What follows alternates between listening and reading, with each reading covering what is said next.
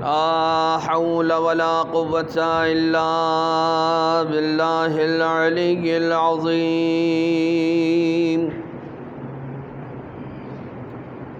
حسبنا الله ونعم الوكيل،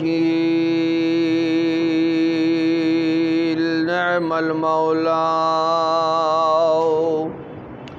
ونعم النصير. أعوذ بالله من الشيطان اللعين الرجيم. بسم الله الرحمن الرحيم. حمدا لك يا ذا الجود والإحسان والفضل والطول والامتنان، وصلاة وسلاما على من لا ينطق عن الهوى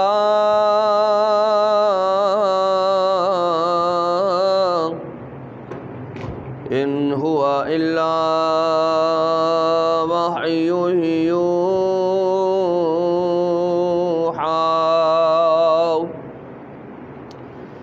حبيب قلوبنا وشفيع ذنوبنا وطبيب نفوسنا، مولانا ومولى الثقلين جد الحسن والحسين أبي القاسم المصطفى محمد،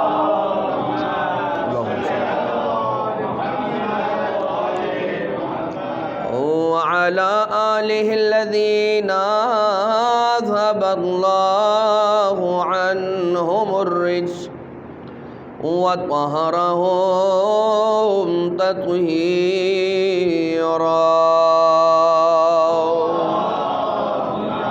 اللهم صل على محمد. لا سيما على الإمام المنتظر والحجة الثاني عشر، واللعنة الدائمة الباقية على أعدائهم ومنكري فضائلهم وغاصبي حقوقهم من الأزل إلى قيام يوم الدين. أما بعد، فقد قال الله سبحانه وتعالى في محكم كتابه ومتقن خطابه وهو أصدق القائلين. بسم الله الرحمن الرحيم. يا أيها الذين آمنوا بالله ورسوله يعطكم كفلين من رحمته. صلوات.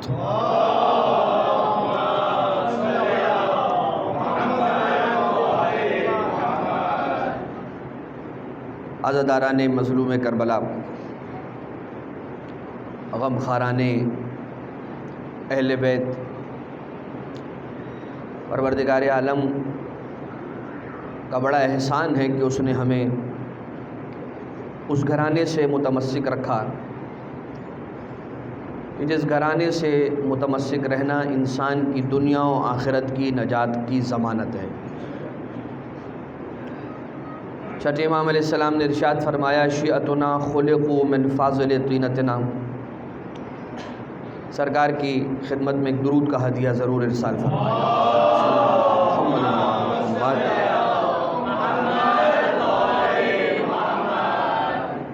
مولا امام علیہ السلام ارشاد فرماتے ہیں کہ شیعتنا خلقوا من فاضل طینتنا، ہمارے شیعہ وہ ہیں کہ جنہیں پروردگار نے ہمارے ہی خمیر کی بچی ہوئی مٹی سے خلق فرمایا۔ یہ جا کر آپ کتابوں میں دیکھیے گا، روایتیں بیان ہوئی ہیں کہ جب پروردگار نے اہل بیت اطہار کے انوار کو خاکی جسموں میں رکھنا چاہا تو اس جسد کی تیاری کے لیے جس ٹکڑے سے خاک کو چنا ہے اس زمین کو زمین کربلا کہا جاتا ہے، اس لیے کہ کامل الزیارات کی روایت کے زمین کعبہ سے 24,000 سال قبل خدا نے زمین کربلا کو خلق فرما دیا تھا۔ امام علیہ السلام ارشاد فرماتے خلقوا من فاضل طینتنا، ہمارے طینت کی، ہمارے خمیر کی بچی ہوئی مٹی سے خلق ہوئے، یہ تھا دعویٰ۔ اور اسی کے دوسرے حصے میں، اسی حدیث کے دوسرے حصے میں دلیل ہے، اور دلیل کیا ہے؟ شیعتنا خلقوا من فاضل طینتنا دعویٰ، دلیل یفرحون بفرحنا ویحزنون بحزننا، دلیل یہ ہے کہ یہ ہماری خوشی میں خوش ہو جاتے ہیں، ہمارے غم میں غمگین ہو جاتے ہیں۔ ان کا اپنا کوئی غم نہیں، ان کی اپنی کوئی خوشی نہیں۔ اگر یہ کسی خوشی کے مرحلے سے گزر رہے ہوتے ہیں، اہل بیت کے گھر میں غم ہوتا ہے، اپنی خوشی کو بھلا کر ہم اہل بیت کا غم مناتے ہیں، اور اگر ان کے گھر میں کوئی غم ہو، اہل بیت کے گھر میں خوشی ہو، اپنا غم بھول جاتے ہیں، ہماری خوشی میں ہمارے ساتھ خوش ہو جاتے ہیں۔ لیکن عزیزان محترم، یہ جو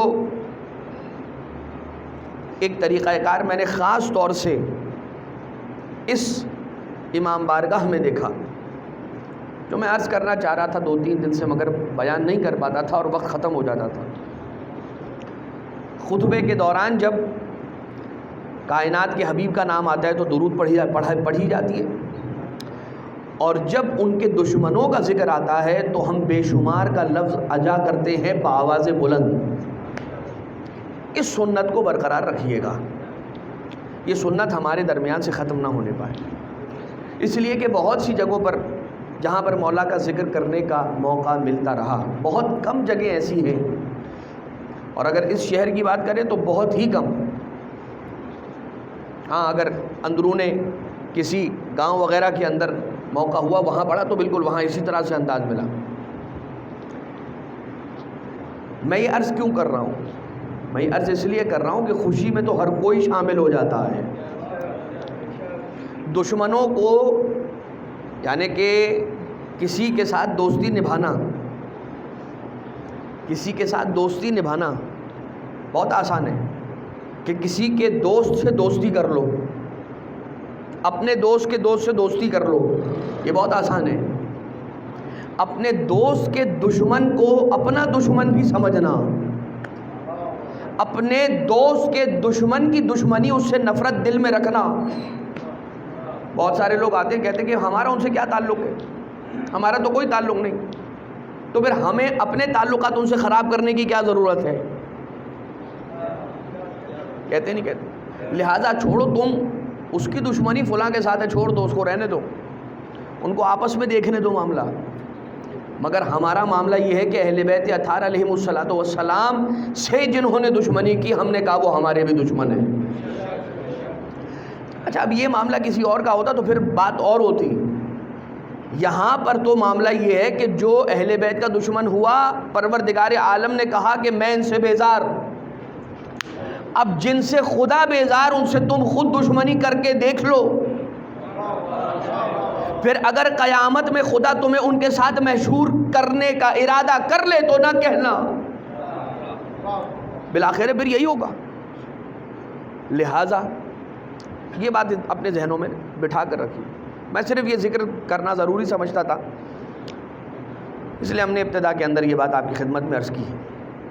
اب کسی کی خوشی میں خوش ہو جانا بہت آسان ہے، کسی کے غم میں خود غمگین ہو کے آنکھوں میں آنسو لے آنا، یہ ہر کسی کے بس کی بات نہیں ہے۔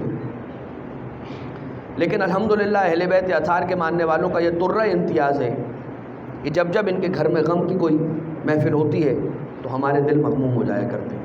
سرکار سبط اکبر حضرت مولا واقع حسن مجتبیٰ علیہ الصلاۃ والسلام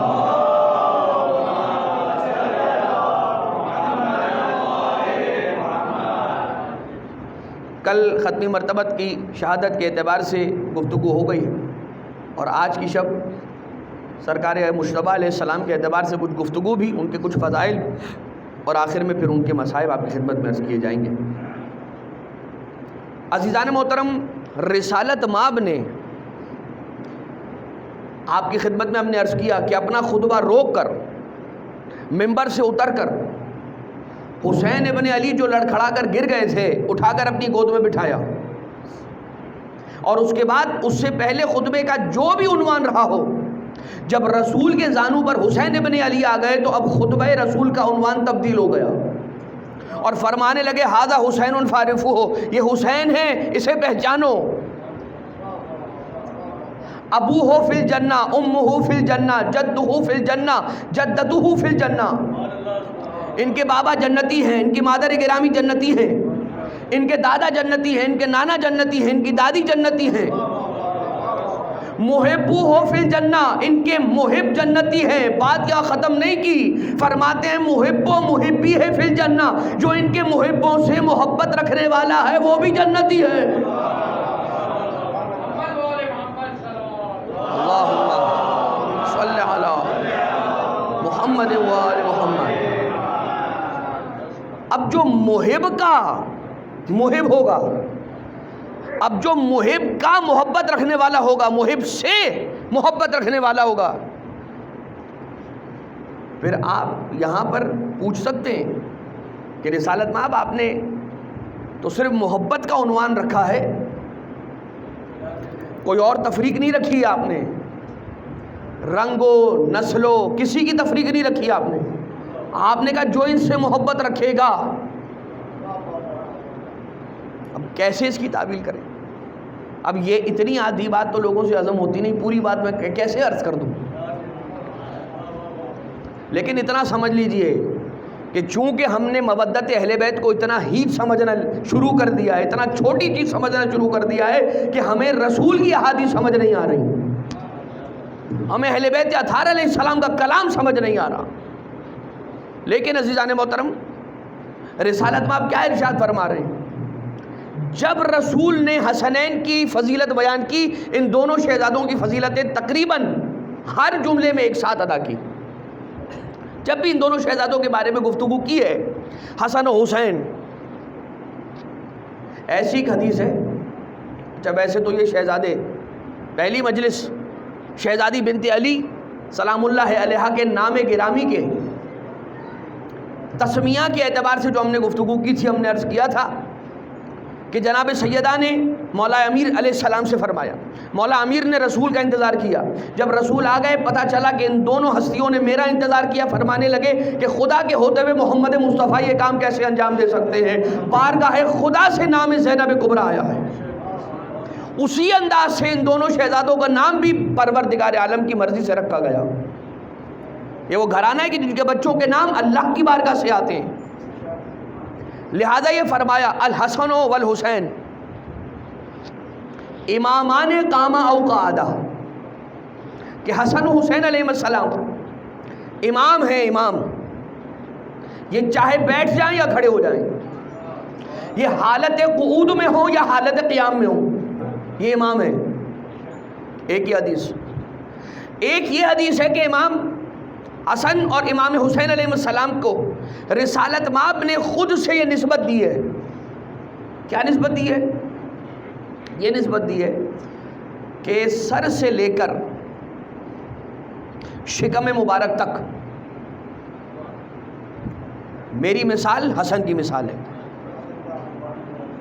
اور شکم مبارک سے لے کر پاؤں تک رسول فرماتے کہ میری مثال حسین کی مثال ہے۔ میرا جسد، میرا سر اقدس سر سے لے کر شکم تک ایسے کہ جیسے حسن مجتبیٰ، اور شکم سے لے کر پاؤں تک ایسے کہ جیسے حسین ابن علی۔ اس کے معنی یہ ہوئے کہ رسول کا ایک جز حسن اور دوسرا جز حسین، رسول کا ایک ٹکڑا حسن اور ایک ٹکڑا حسین۔ ٹھیک، جب جناب سیدہ کی بات آ رہی ہے وہاں پر بھی یہ فاطمہ تو بضعۃ منی، فاطمہ میرا ٹکڑا ہے۔ اب اگر یہاں پر حسن و حسین کو یہ کہا جا رہا ہے کہ یہ میرے ٹکڑے ہیں، ایک دوسرا، دونوں ایک ایک ٹکڑے ہیں، تو کوئی تو حکمت ہوگی۔ علماء کرام یہ بیان کرتے ہیں کہ رسول نے اپنے اوپری حصے کو حسن مجتبیٰ سے تشبیہ دی، اور اوپری حصے کے اندر ہاتھ آتا ہے اور نچلے حصے کے اندر پاؤں آتے ہیں۔ اب اگر حسن مجتبیٰ قلم سے لکھ کر کوئی فیصلہ کریں تو یہ حسن کا نہیں، رسول کا فیصلہ۔ حسین پاؤں سے چل کر کربلا چلے جائیں تو یہ حسین کا نہیں، رسول کا فیصلہ۔ ان دونوں فیصلوں کو اپنی کسوٹی پر نہ پرکھنا، ان دونوں کو الگ الگ فیصلے نہ سمجھنا، ایک فیصلہ، اس لیے کہ یہ دونوں فیصلے ہوں، چاہے حسن نے کیا رسول نے کیا یا حسین نے کیا رسول نے کیا۔ اب تمہاری قیاس آرائیاں اس پر نہیں چلیں گی، تمہاری قیاس آرائیاں اس پر نہیں چلیں گی، اور یہی وجہ ہے کہ یہ کہا جاتا، کیا کہا جاتا ہے کہ نعوذ باللہ من ذالک، رسول کو پروردگار عالم نے ہر نعمت سے نوازا، ہر نعمت رسول کے پیچھے پیچھے گئی ہے، جہاں رسول تشریف لے گئے نعمت رسول کے پیچھے دوڑتی ہوئی گئی ہے، ماں سوائے ایک نعمت کے جسے نعمت شہادت کہا جاتا ہے، ماں سوائے ایک نعمت کے نعوذ باللہ جسے نعمت شہادت کہا جاتا ہے، وہ اللہ نے اپنے حبیب کو عطا نہیں کی۔ لیکن جب یہ جملہ کہا، جن علماء نے بھی کہا، وہ ایک بڑی مشکل کے اندر گرفتار ہونے لگے، تو انہوں نے کہا کہ نہیں، ویسے نہیں کی، ویسے کی ہے، ویسے عطا نہیں کی مگر ویسے دی ہے۔ کیسے دی ہے؟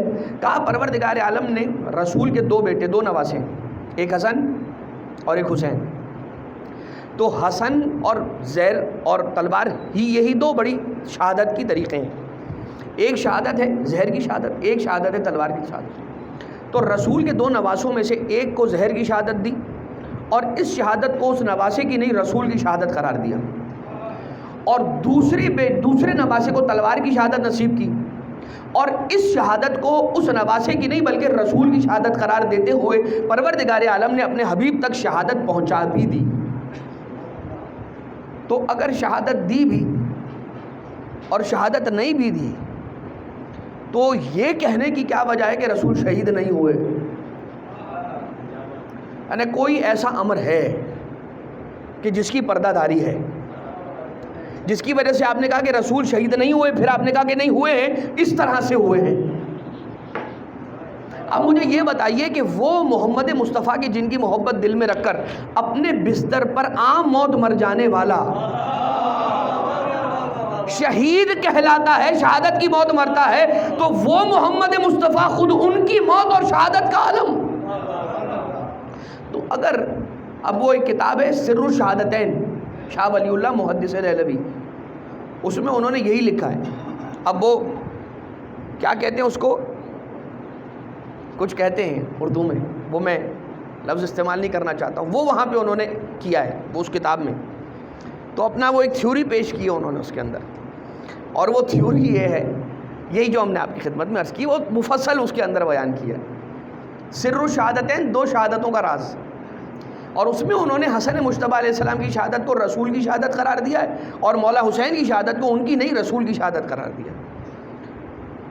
اگر اسے بھی مان لیں، اگر اسے بھی مان لیں، ورنہ اس پر تو بحث ہے، اور ہم ابھی انشاءاللہ مولا حسن علیہ السلام کے فضائل کی طرف آ رہے ہیں، بس یہ ایک جملہ عرض کرنا چاہ رہا تھا۔ اگر یہ بھی ہم مان لیں تو ایک بڑا مسئلہ ہمارا حل ہو رہا ہے، اور وہ مسئلہ یہ ہے کہ اگر حسن مجتبیٰ کی شہادت ان کی نہیں رسول کی شہادت، اور حسین کی شہادت حسین کی نہیں رسول کی شہادت، تو یہ کہنے کی اجازت تو ہو گئی نا کہ حسن کی شہادت حسن کی نہیں رسول کی شہادت حسین کی نہیں رسول کی شہادت، تو حسن کا قاتل حسن کا قاتل نہیں رسول کا قاتل، حسین کا قاتل حسین کا قاتل نہیں رسول کا قاتل۔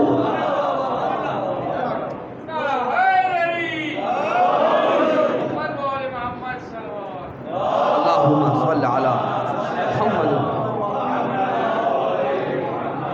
شہر شام میں مولا کائنات علیہ السلام کے اعتبار سے اتنے مسائل تھے کہ آقا کو اذیت دینے والے مولا کے دشمنوں نے شہر شام میں ہر جانب مولا کائنات علیہ السلام کے اعتبار سے لوگوں کے دلوں میں بدگمانیاں راسخ کر دی تھیں، یہاں تک کہ چھوٹے چھوٹے بچوں تک کو انہوں نے نہیں چھوڑا تھا.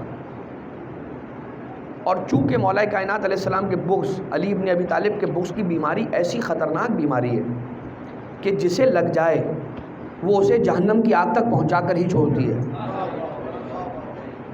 اور آپ جا کر تاریخ کے اوراق کو گھمائیے، پڑھیے، آپ کی آنکھوں میں آنسو آ جائیں گے کائنات کے امیر کی مظلومیت کو پڑھ کر.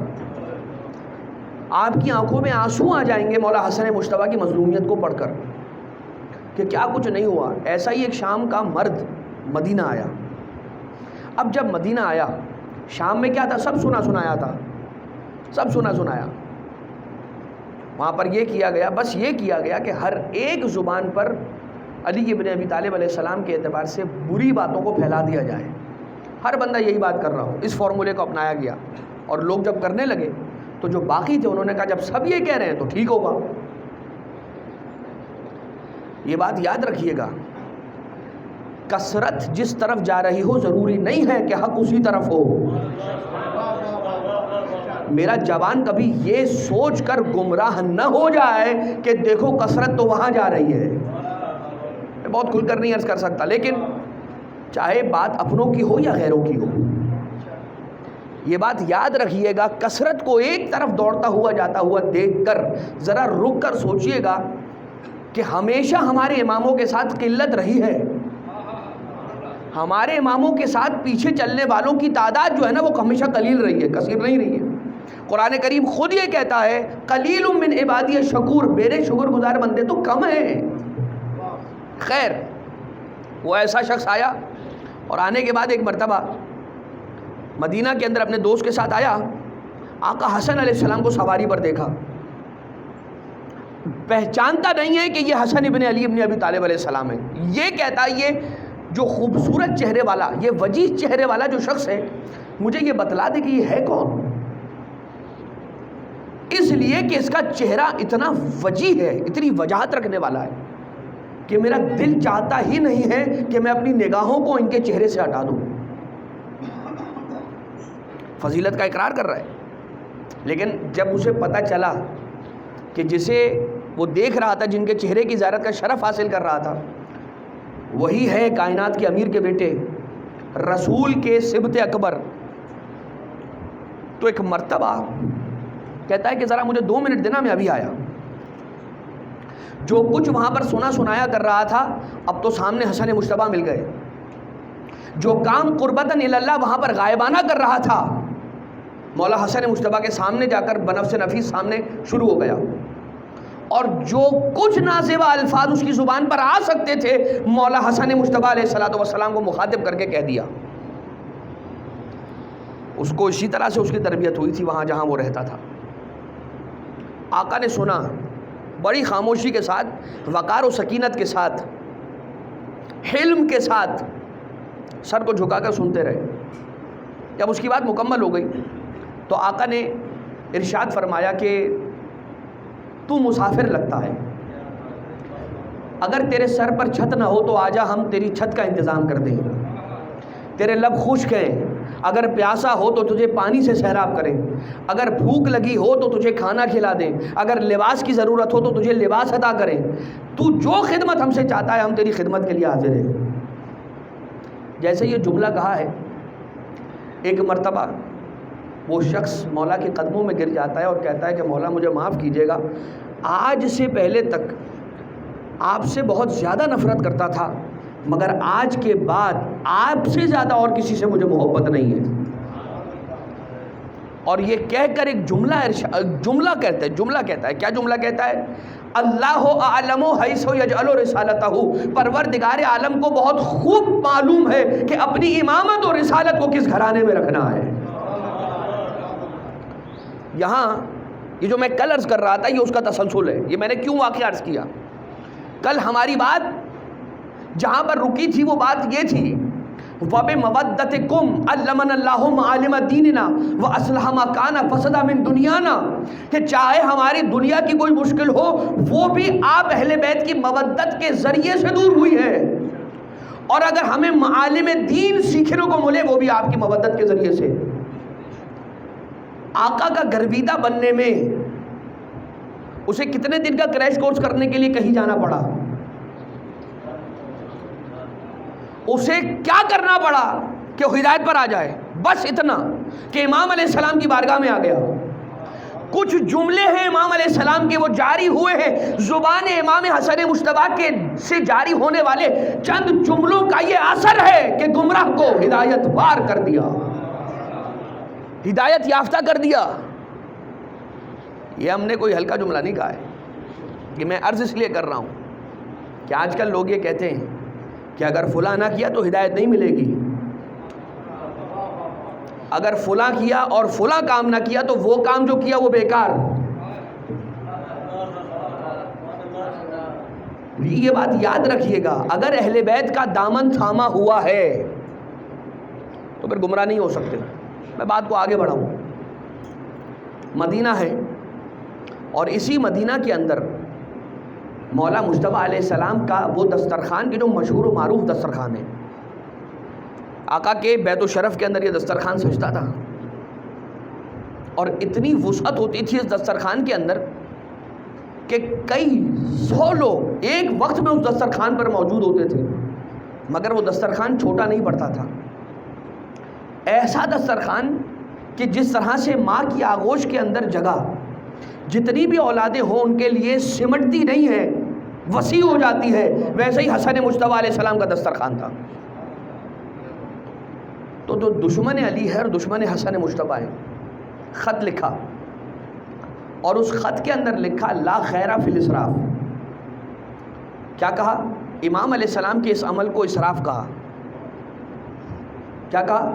مولا دسترخوان بچھا رہے ہیں اور لوگوں کو بانٹ رہے ہیں، لٹا رہے ہیں مولا نعمت الہیہ کو خلق خدا پر، خلق الہی پر. اور دشمن کیا کہہ رہا ہے؟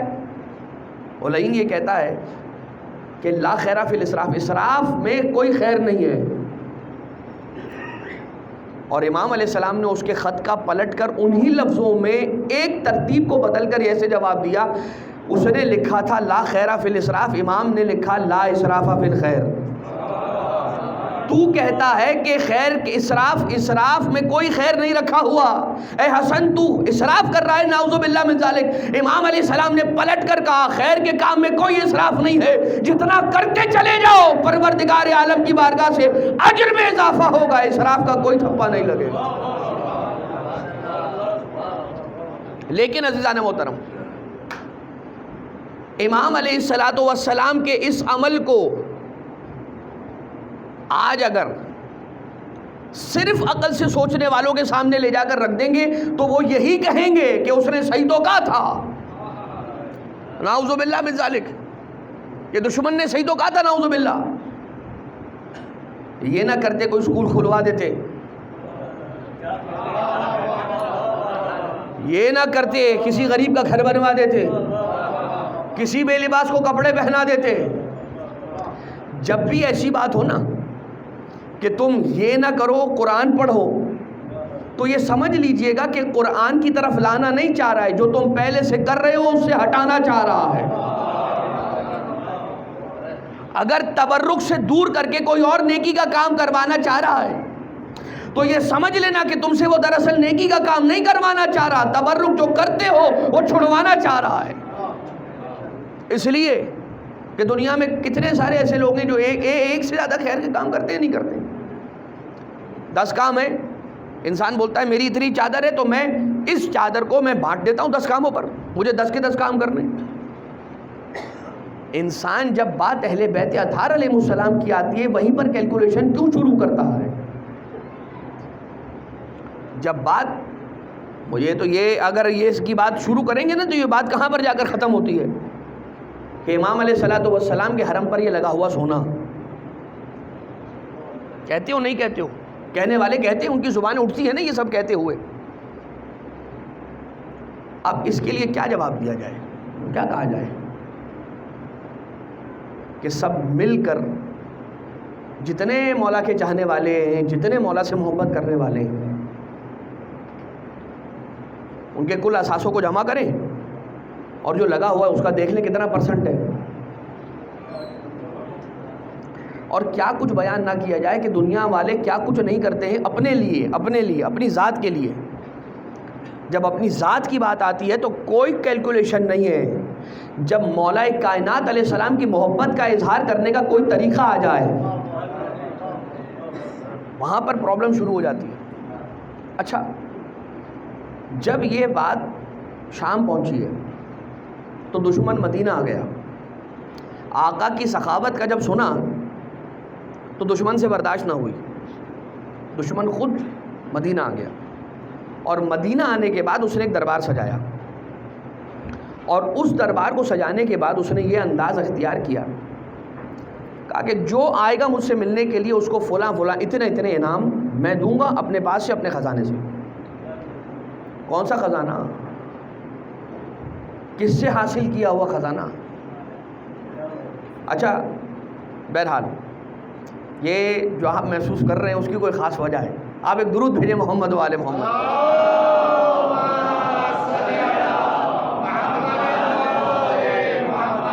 مومنین سے گزارش ہے جتنا ہو سکے آگے آگے تشریف لے آئیے. تھوڑی زحمت ہوگی مگر پروردگار عالم آپ کے ان قدموں کو صراط مستقیم پر ثابت قدم رکھے.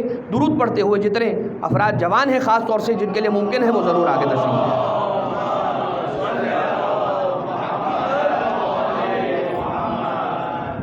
مدینہ میں دربار لگا, آنے والوں کو جو انعام تھے وہ دیے جانے لگے. کسی کو مال دیا, کسی کو اناج دیا, کسی کو لباس دیا, کسی کو زیورات دیے. یہاں تک کہ جب شام ہوئی تو کائنات کے امیر کا لال ایک مرتبہ تشریف لے کر آتے ہیں اور جیسے ہی دربار کے قریب آئے ہیں, جیسے ہی دربار میں داخل ہوئے تو دشمن یہ کہتا ہے کہ اے حسن تم دن کے آخری حصے میں اس لیے آئے ہو تاکہ میرا خزانہ سارا کا سارا ختم ہو چکا ہو اور میں تمہارے سامنے شرمندہ ہو جاؤں.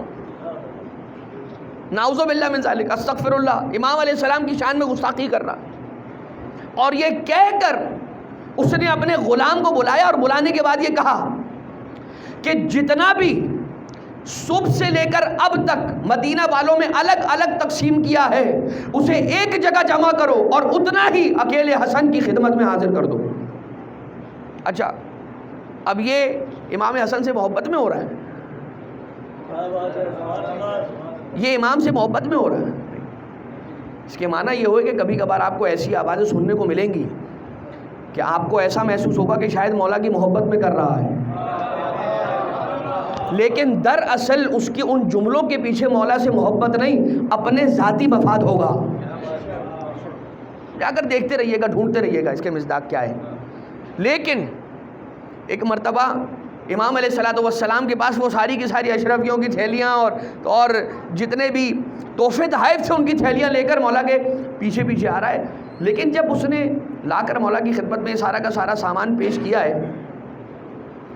تو وہ دشمن یہ کہتا ہے کہ انا ابن فلان اور یہ کہہ کر اپنی ماں کا نام لیتا ہے, اپنی والدہ کا نام لیتا ہے. امام علیہ السلام نے اس وقت کوئی جواب نہ دیا, خاموش ہو گئے. مولا نے وہ سارا کا سارا سامان جو لے کر آیا تھا اس کے ہاتھوں سے لیا نہیں, اسے جو پیچھے آ رہا تھا آنے دیا. اور مولا یہ سن کر, جو جملہ سن کر مسکرا کے خاموش ہو کے سر کو جھکا کر دربار سے باہر نکلنے کے لیے دروازے کی طرف بڑھے. جیسے ہی مولا و آقا دروازے کی طرف چلے ہیں تو ایک شخص تھا کہ جس نے آگے بڑھ کر مولا کی جوتیوں کو سیدھا کر دیا. جیسے ہی مولا کی جوتیوں کو سیدھا کیا مولا مڑے اس وزیر, اس غلام کی طرف کہ جو دشمن کا غلام تھا, کہا یہ جتنا تو میرے لیے لایا ہے جوتیاں سیدھے کرنے والے کو دے دے, اب یہ اس کا ہوا. اور مڑ کر دشمن کی طرف یہ کہتا ہے انا ابن فاطمہ الزہرا.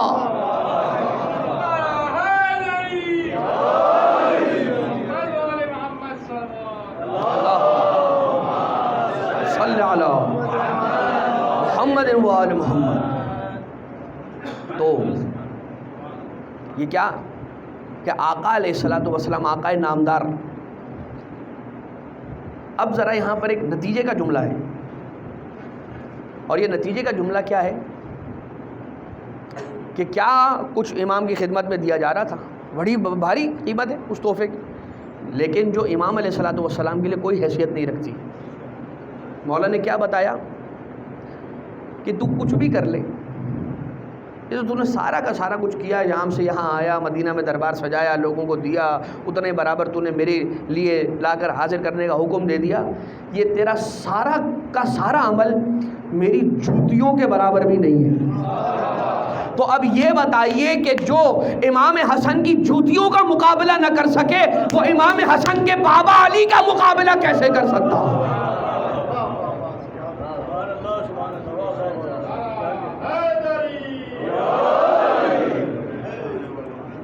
لیکن عزیزان محترم، بات دو خطبے ہیں مولا حسن علیہ السلام کے کہ جو مولا نے دربار میں شام میں جب تشریف لے گئے تھے تو مولا کو ایک مرتبہ طلب کیا گیا اور طلب کر کے کہا گیا کہ اپنے گھرانے کے فضائل اس دربار میں جتنے افراد بیٹھے ہیں سب کو سناؤ، غیروں کے مجمع میں، اور آقا حسن علیہ السلام نے وہ خطبہ پڑھا ہے کہ جس کے الفاظ تاریخ کے اندر اس طرح سے ملتے ہیں کہ امام حسن علیہ السلام ارشاد فرماتے ہیں کہ ہم وہ گھرانہ ہے کہ جس میں وحی اور آیات کا نزول ہے، یہ وہ گھرانہ ہے کہ جو ساقی کوثر ہے، جو صاحب تطہیر ہے، یہ وہ گھرانہ ہے کہ جس گھرانے سے اسلام پروان چڑھا ہے۔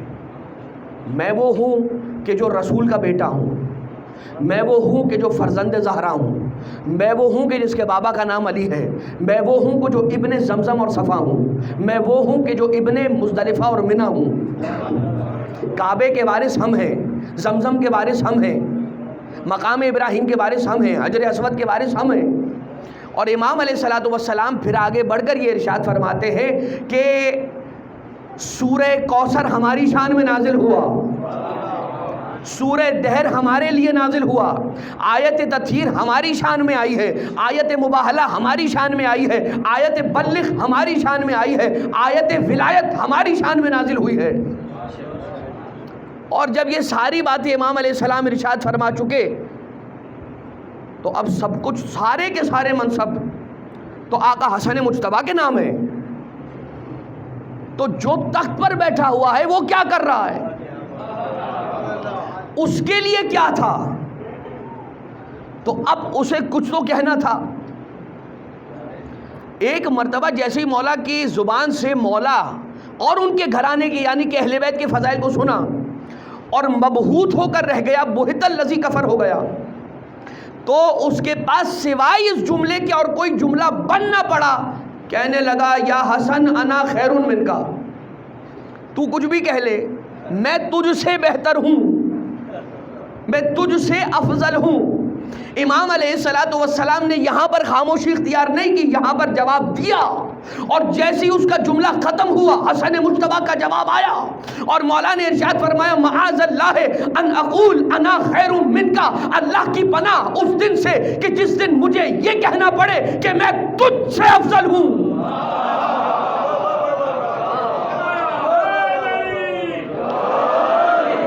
خدا کی پناہ ہے اس دن سے کہ مجھے یہ کہنا پڑے کہ میں تجھ سے افضل ہوں۔ یعنی کہ امام علیہ السلام یہ پسند نہیں کرتے کہ امام کا تقابل، طہارت کا تقابل نجاست سے ہو جائے، خاک کا تقابل نور سے ہو جائے، پستی کا تقابل بلندی سے ہو جائے۔ تو جب امام علیہ السلام نے یہ پسند نہیں کیا تو پھر امام کے چاہنے والوں کو بھی اس بات کا خیال رکھنا چاہیے۔ اور ایک دوسرا خطبہ ہے کہ جس خطبے کے اندر امام علیہ السلام فرماتے ہیں کہ میں اگر چاہوں تو عراق کو شام کر دوں، شام کو عراق کر دوں، مشرق کو مغرب کر دوں، مغرب کو مشرق کر دوں، فرش کو عرش کر دوں، عرش کو فرش کر دوں، خشکی کو طری کر دوں، طری کو خشکی کر دوں، مرد کو عورت کر دوں، عورت کو مرد کر دوں۔ اور اس کے بعد یہ اختیارات ہے نا، یہ ولایت ہے حسن مجتبیٰ علیہ السلام کی کہ جو مولا نے خود خطبے میں ارشاد فرمائی۔ ایک شخص تھا کہ جو اس وقت امام علیہ السلام پہ شک کرتا ہوا اٹھا اور امام علیہ السلام سے کہنے لگا کہ یہ کیسے کہہ دیا آپ نے کہ آپ مرد کو عورت اور عورت کو مرد کر دیں۔ امام علیہ السلام نے فرمایا، وہ جو کھڑا ہوا تھا نا وہ مرد تھا، یہ دربار کی بات ہے، دشمن کا دربار، مولا حسن مجتبیٰ کا خطبہ ہے۔ اور جیسے ہی اس نے مولا پہ شک کرتے ہوئے یہ جملہ کہا ہے، امام علیہ السلام نے اس مرد کو مخاطب کر کے کہا، اے عورت تم مردوں میں کر کیا رہی ہے؟ اور جیسے ہی یہ جملہ کہا وہ عورت بن کر منہ چھپا کر دربار سے باہر چلی گئی۔ یہ جا کر پڑھا کریں ذرا مولا کے معاجز، تو آپ کو اندازہ ہوگا کہ آقا نامدار علیہ السلام کہ جو منصب امامت رکھتے ہیں تو اس منصب کے جو تقاضے ہیں، یعنی کہ ولایت پروردگار عالم، اختیارات پروردگار عالم، وہ بھی اللہ نے انہیں عطا فرمائے۔ جو صاحب فضائل و معاجز ہیں، جو حسن مجتبیٰ ہیں۔ بس عزیزان محترم، میں نے بات کو یہاں پر روکا، اور اتنا یاد رکھیے گا کہ جو ہمارے یہ 5 مجلسیں ہیں سیرت و سنت رسول، ذوالعشیرہ سے لے کر غدیر تک اہل بیت اطہار کی مودت کا پیغام، اہل بیت کے فضائل کا پیغام اجاگر کیا ہے۔ کبھی علی کا تعارف کرایا ہے، کبھی حسن کا تعارف کرایا ہے، کبھی حسین کا تعارف کرایا ہے، کبھی علی کی پہچان کروائی ہے، کبھی زہرا کی پہچان کروائی ہے۔ اس چیز کو، اس میراث کو خود سے کبھی دور ہونے نہ دیجیے گا۔ آج اس مظلوم کا ذکر کر رہے ہیں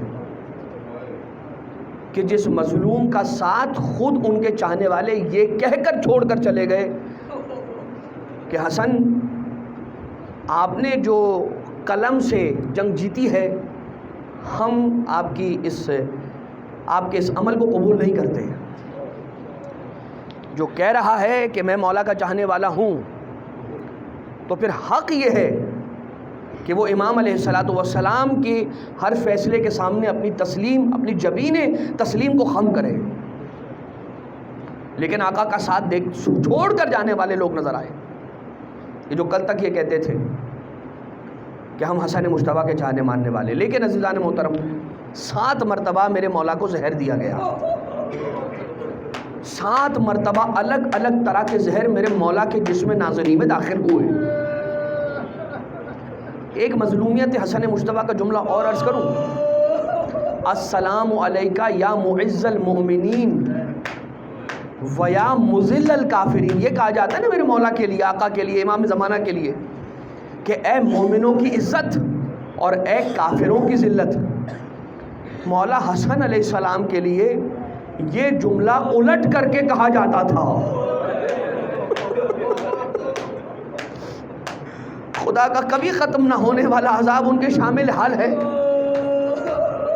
یقیناً جہنم کے اتھا ترین طبقات کے اندر پروردگار نے ان کی جگہ کو رکھا ہے، مگر کیسے تھے کہ رسول نے جن شہزادوں کو اپنے زانوں پر بٹھا کر کھلایا ہے، زلفوں کو پکڑوایا ہے، اس کو 1-2 مرتبہ نہیں 7 الگ الگ طریقوں سے زہر دیا گیا۔ کبھی مولا کے زانو اقدس پر، کبھی مولا کے کسی غزہ کے اندر ڈال کر، کبھی مولا کی سواری کی زین پر زہر لگایا گیا، اور آخر میں وہ عصا کی جس عصے کی نوک پر ایک زہر، ایسا زہر لگایا گیا کہ جو مولا کی پنڈلی، مولا کے پائے اقدس کے اوپر جا کر ایک ضرب کے ذریعے سے مارا گیا۔ مولا کا پاؤں بھی زخمی ہوا اور زہر بھی مولا کی جسم اقدس میں داخل ہوا۔ مگر عزیزو، یہ جو آخری زہر تھا نا، یہ سب سے شدید زہر تھا۔ اب تک میرے مولا کا کلیجہ چور چور ہو چکا تھا، بہت کمزور ہو چکا تھا، اب مزید کسی زہر کی ضرورت تھی نہیں۔ اگر لعین چھوڑ دیتا نا، خود بخود حسن مجتبیٰ سے دنیا خالی ہو جاتی، مگر لعین نے ایسا زہر منگوایا ہے روم سے۔ یہ بادشاہ زہر نہیں دے رہا تھا، یہاں تک کہ اس نے جھوٹ بول کر زہر منگوایا۔ یہ کہا کہ ہمارے شہر کے اندر ایک ایسا شخص ہے کہ جس نے رسول کے دین سے روگردانی کی ہے، رسول کے دین سے پھر گیا ہے۔ نعوذ باللہ من ذالک۔ کس کے لیے کہا؟ حسن مجتبیٰ کے لیے کہا۔ اسے یہ زہر دینا ہے، اور تو کہا کہ بس ٹھیک ہے، اگر تو جو کہہ رہا ہے وہ سچ کہہ رہا ہے تو پھر یہ زہر بھجوا رہا ہوں۔ مگر اس کو بڑی کم تعداد میں دینا، جس کسی کو بھی دینا ہو، یہ تھوڑا سا ہی زہر بہت کافی ہے، اس لیے کہ اگر اس کا ایک قطرہ بھی جاری پانی میں ڈال دیا جائے تو مچھلیاں مر مر کر باہر آنے لگیں گی۔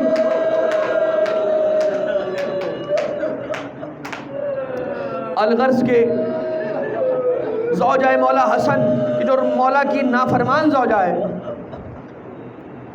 وہ ایک مرتبہ مولا کی پانی کی سراہی کے اندر وہ زہر ڈال کر آتی ہے۔ آقا حسن کا پہرا اتنا مضبوط تھا کہ مولا حسن مصطفیٰ جب رات میں سوتے ہیں نا تو مولا کے بستر کے ایک جانب جناب زینب کا بستر ہے، دوسری جانب مولا حسین کا بستر ہے۔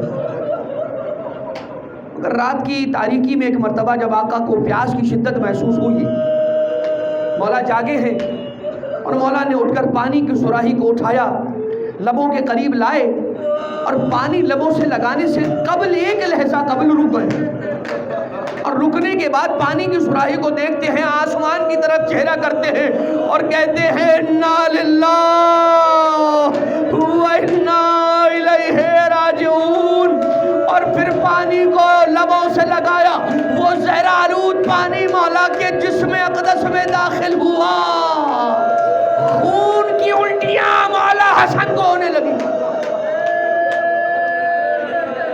یہاں تک کہ آقا کا جسم اقدس زرد ہوا، پیلا ہوا۔ کچھ دیر بعد میرے مولا کا جسم سبز ہوا، ہرا ہو گیا، اور جیسے ہی میرے مولا کا جسم اقدس سبز رنگ کا ہوا ہے نا، تو اب دشت لانا پڑا، اس لیے کہ کلیجے کے ٹکڑے کٹ کٹ کر منہ سے باہر آنے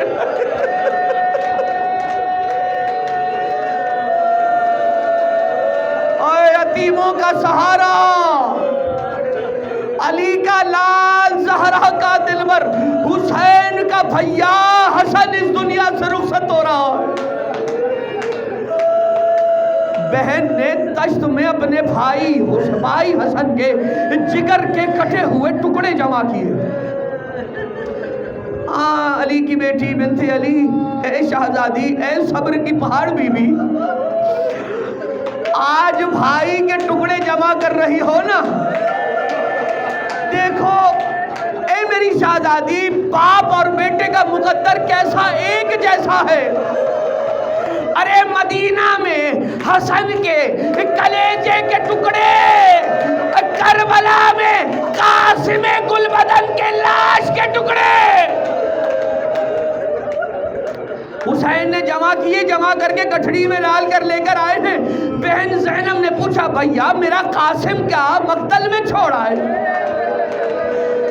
اور یہ گٹھڑی کیا لے کر آئے ہو؟ ایک مرتبہ جناب بنت علی کے پیچھے ام فروا کھڑی ہے، مولا حسین نے کہا بہن زینب ذرا آہستہ، کہیں ام فروا نہ سن لیں، ارے جو میری پشت پر گٹھڑی ہے اسی گٹھڑی میں میرا قاس ہے۔ جنازہ تیار ہوا،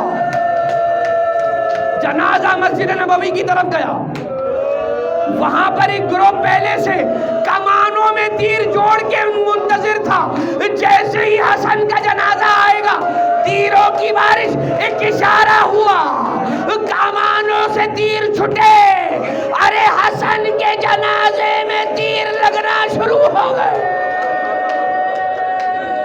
حسن کا تابوت اور تیروں کی بارش ہے، اور روایت بیان کرتی ہے کہ پہلا تیر جو پیوست ہوا ہے نا، وہ مولا حسن مصطفیٰ کے گلو اقدس میں پیوست ہے۔ بس یہ جنازہ کہاں روضہ رسول تک پہنچ پاتا، پلٹ کر یہ جنازہ گھر کے صحن میں واپس آیا۔ بہن زینب نے دیکھ کر کہا بھیا ارے تیری بہن نے تو تجھے سفید رنگ کا کفن پہنایا تھا، یہ کفن کا رنگ لال کیسے ہو گیا؟ اب ایک جانب حسین بیٹھے، ایک جانب زینب بیٹھی، ایک ایک تیر نکالتے جاتے ہیں۔ اللہ اکبر کہا، زینب نے تیر نکالا، اللہ اکبر کہا، حسین نے تیر نکالا۔ ارے آج یہ مدینہ، بہن نے اپنی ایک بھائی کے لاشے میں تیر دیکھے، ارے کل کربلا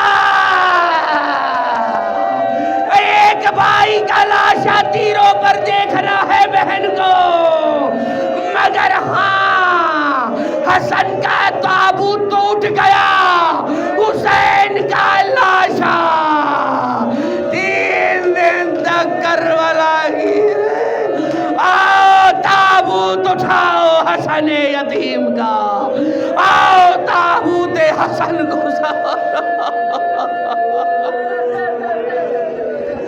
واہ حسنو واہ غربتو